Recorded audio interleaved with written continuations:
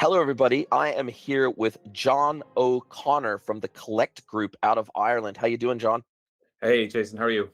It's so good to be with you, mate. So good. We've been working together for just over a year. I think it's been about 14 months we've been working together.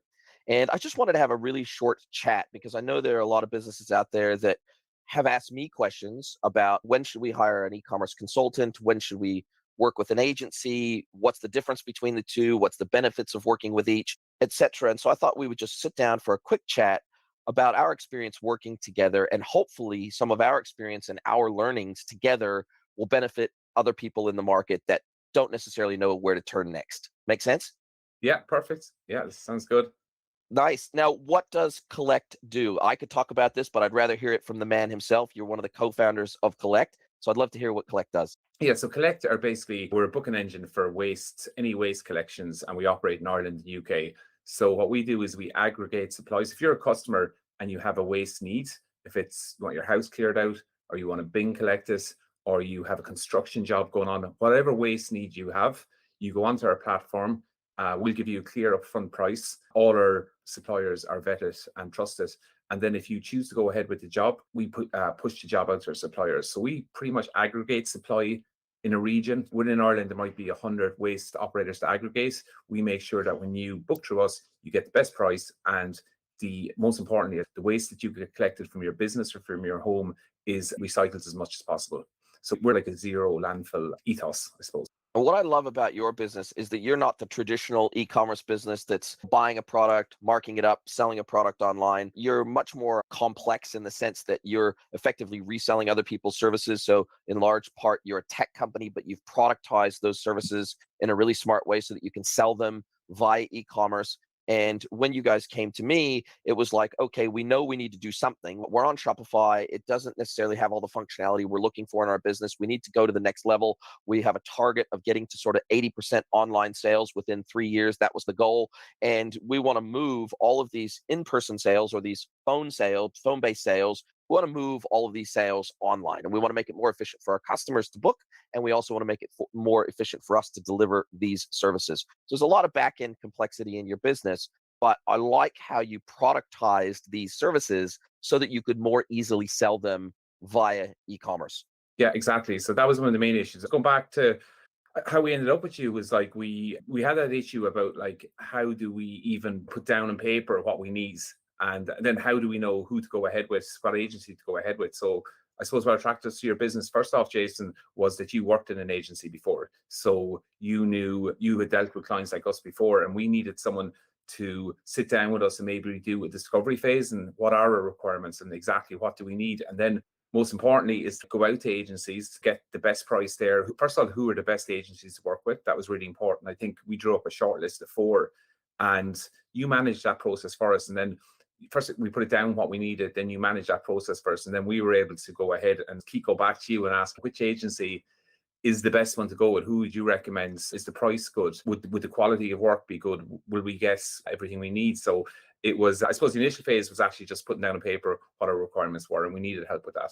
Yeah, and look, I loved working with you guys because when I first got to you, you guys had approached this project initially as more of an IT project than an e-commerce project because there was obviously a lot of integrations that needed to happen with back-end ERPs and fulfillment systems and customer service management and all. There was a lot of moving parts to the business that it made the project feel a lot like an IT project. But I think what we discovered together through that discovery phase was, no, this is pretty much like a quite traditional e-commerce project in terms of the customer experience you want to create. And so we were able to together identify that, and then we were able to treat it more a traditional e-commerce project in that we're trying to build a very e-commerce focused experience for your customers on the front end. And then we worked back from the experience you were trying to create. And then we thought about, okay, what's the technology? What's the functionality? Who's going to need to deliver that? And so we worked really from what you were trying to build for the customer first and work back from that. Yeah, that was a really important thing. Was like for us, it was for I suppose the reason why we were focused on getting to 80% sales online, like any e-commerce business, is as we were scaling, and so each year we're getting incrementally busier, and we're adding more staff in the back end. So when we were talking about automating, we focused initially on the back end, the process and the workflow and the ERP. But I suppose the issue we were having was people weren't booking in the front end. They were choosing the website that we had, that Shopify website. Customers were getting onto that website and they had a waste need, but they weren't finding the information delivered in the way they were used to on a regular e-commerce site. So they were then feeling the need to phone our office or to go to live chat or to email us. So yeah, I think a lot of our folks then switched to, okay, the UI and UX of the website, and how do we get people, how do we deliver the information? Because it is pretty complex. If a lot of people, as we found out as part of our research, was that a lot of our customers are not sure what waste product to get. So a customer will have a waste needs, and there's a number of waste products that a person can get. If you're doing a house clear out, at least in Ireland and the UK, there's about 3 or 4 different ways, and there's 3 or 4 different, you got your skip bags, your skips, your man in the van. So really, they were getting onto our website and we were hitting them with the product straight away. And instead of talking to their problem, what's your problem? Come to us with your problems, and then we'll provide solutions. I think it was really that phase. I really enjoyed that phase when we focused on the front end, because people no longer were coming. We weren't thinking about, okay, put skips in front of them or junk in front of them. We were like, is it a house clear out? Is it a garage clear out? Is it a shed clear out? Do you want a business? And then people were like going along that journey with us, and then we were presenting them with the different products they could use at different points. Yeah, it was a big switch, and it actually, as a CEO and not a tech background myself, I learned a lot in that journey. I really learned how, I suppose, the way we'd approached it before that wasn't. It is a good to have an ERP and have a CDP and have onboard the customers and then manage them the whole way to fulfillment.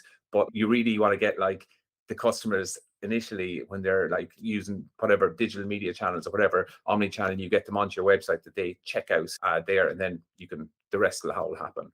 Yeah, I think there's 2 pieces you pointed out there that are really mission critical for anybody considering a digital transformation project, an e-commerce project. I think there's some really key learnings there. One is we had to build a custom journey for your customers on the front end where they could tell us, basically it was like a guided journey. They could tell us what the waste that they had was. Okay, do I have a mattress? Do I have a table and chairs? Do I have a fridge freezer? Do I have a bunch of rubble? We can guide them really in an almost linear fashion. We can ask them, okay, what is it that you've actually got that you want to get rid of?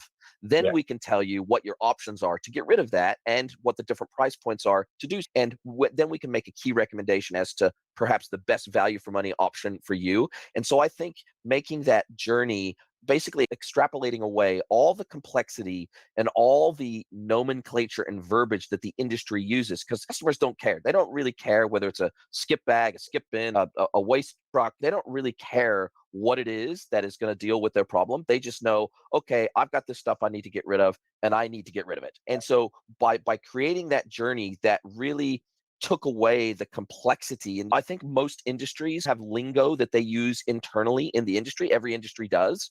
But when we use that lingo, it oftentimes is at odds with the way that customers think about the challenge that they're facing. And so I think that the fact that we were able to remove all that complexity, all that jargon out of the journey, and just simply focus on what is it that you're looking to get rid of, and then we'll tell you the best way to do that for you. Then the second piece, I think, was the CDP piece, because I think when we first started working together, you hadn't really thought through all the complexities of trying to capture all this information in a central system, both behavioral on the website, all of their purchase behavior, post-purchase behavior, etc., and being able to bring all that information into a single source of truth system, all the way from customer acquisition to post-purchase. And then being able to say, okay, now we can start segmenting. Now we can create lookalike audiences. Now we can do targeted marketing that's very one-to-one and very focused on the customer and their customer journey with us. I think those are 2 things. We really reorientated the business around exactly what the customer wanted and needed when they worked with you.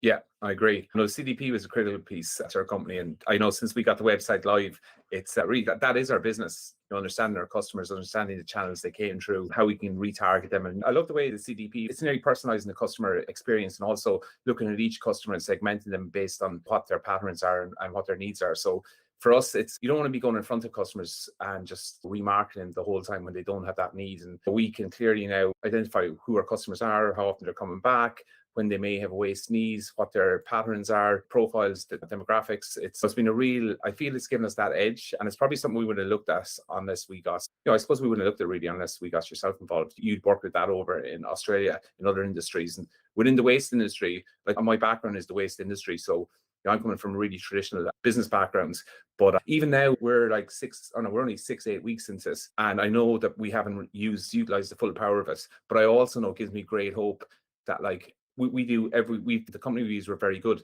but each day we're speaking on it and we're looking at the data, and I know like next year we'll have more information that can make sure that we not that like I hate to think that we know our customers. I'd like to think that we get in front of our customers exactly when they need us and we understand their needs. And then we can also the learnings, as well as when we're doing strategies, digital front-end strategies for new customers, we have better lookalike audience. We understand better who to put our ads in front of or who to target as well. Long term, for us, I just feel it will lead to better customer experience. And that's what we're all about. That's our ethos of the company. I know that I don't like being annoyed with getting communications from companies unless I have a need. I'm ready for it. It's not the way that some companies argue. So we're very cognizant of that. So yeah, it's been a real game changer for us. Listen, John, it's been a pleasure working with you. It's so good to see the website live. For anybody that wants to check it out, it's Kollect, Kollect.ie.